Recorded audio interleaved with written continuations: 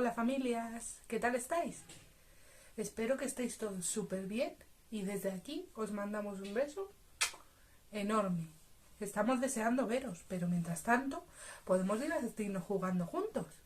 ¿Queréis que hoy hagamos otra parte de la asamblea? Hoy podemos hacer los sonidos de los animales. ¿Me queréis ayudar? Bien. A ver si conocéis este sonido. ¿Sabéis cómo hace la vaca? Eso es, muy bien. La vaca hace mu. ¿Y sabéis cómo hace el pollito? Bien, el pollito hace pío, pío, pío, pío, pío. ¿Y sabéis cómo hace el gallo? Muy bien, el gallo hace kikiriki. ¿Y sabéis cómo hace el pato? Muy bien, el pato hace cuac, cuac, cuac, cuac, cuac, cuac.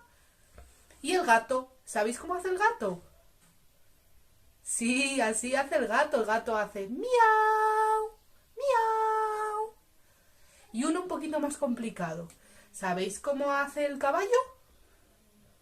Sí, eso es, perfecto, el caballo hace.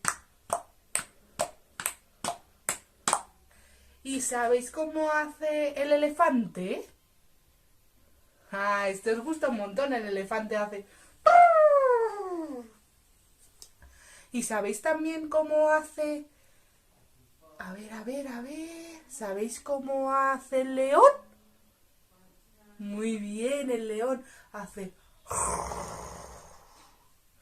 Muy bien, chicos, lo habéis hecho perfecto. Se nota que lo sabéis muy bien.